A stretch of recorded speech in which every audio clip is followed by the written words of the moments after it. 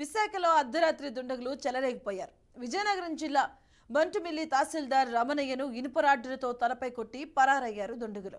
ఇక కొమ్మిదిలోని తహసీల్దార్ రమణయ్య నివసిస్తున్న అపార్ట్మెంట్లోకి చొరబడి ఆయనపై దాడి చేశారు. వాచ్మ్యాన్ గట్టిగా కేకలు వేయడంతో ఆ దుండగులు అక్కడి నుంచి పరారయ్యారు. వెంటనే తహసీల్దార్ అపోలో హాస్పిటల్కి తరలించగా చికిత్స పొందుతూ మరణించారు. ఘటనపై కేసు నమోదు చేసిన పోలీసులు దర్యాప్తు చేపట్టారు.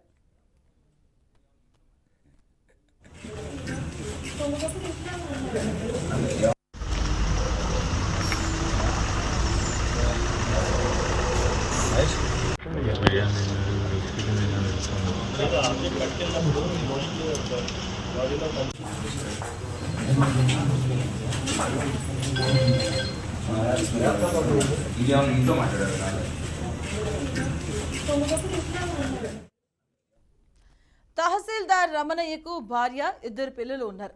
రమణయ్య సొంత ఊరు శ్రీకాకుళం జిల్లా నందిగామ మండలం దమ్మిలాడ గ్రామం. ఇక విధుల్లో చేరి 10 ఏళ్లు అవుతుంది. డిప్యూటీ తహసీల్దార్ కలెక్టరేట్లో ఏవోగా విధులు నిర్వహించారు. వజ్రపకొత్తూరు, పద్మనాభం, విశాఖ రూరల్, చినగదిరిని మండలాల్లో ఎంఆర్ఓగా రమణయ్య పనిచేశారు. ఎన్నికల నేపథ్యంలో 2 రోజుల క్రితం విజయనగరం జిల్లా బంటుపల్లికి బదిలీ అయింది. ఇక మొదటి రోజు విధులకు హాజరై రాత్రి 8 గంటల సమయంలో ఇంటికి రమణయ్య చేరుకున్నారు. రాత్రి సుమారు 10 గంటల 15 నిమిషాల సమయంలో ఫోన్ రావడంతో ఫ్లాట్ నుంచి తహసీల్దార్ కిందకొచ్చారు. ఓ వ్యక్తితో 10 నిమిషాల పాటు సీరియస్గా సంభాషణ జరిగింది. గుర్తు తెలియని వ్యక్తి వెంటనే తెచ్చుకున్న ఇనుపరాడ్తో తలపై బలంగా కొట్టడంతో అక్కడికక్కడే కుప్పకూలిపోయాడు రమణయ్య. రక్తపు మడుగులో ఉన్న రమణయ్యను బంధువులు వెంటనే అపోలో హాస్పిటల్కి తరలించారు. హాస్పిటల్లో అత్యవసర చికిత్స పొందుతూ తహసీల్దార్ రమణయ్య మృతి చెందారు. కొమ్మాతిలో చరణ్ క్వాస్టల్ అపార్ట్మెంట్లో 5వ ఫ్లోర్లో తహసీల్దార్ రమణయ్య నివాసం ఉంటున్నట్టుగా తెలిసిందే.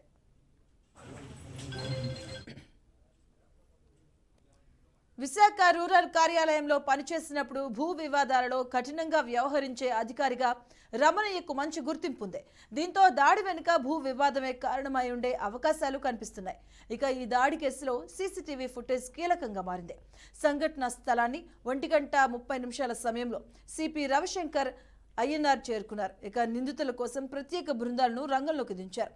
విశాఖ జిల్లాలో ఈ తరహా ఘటన జరగడం ఇటీవల కాలంలో ఇది తొలిసారి. ఇక తహసీల్దార్ మృతితో విషాద ఛాయలు నెలకొన్నాయి.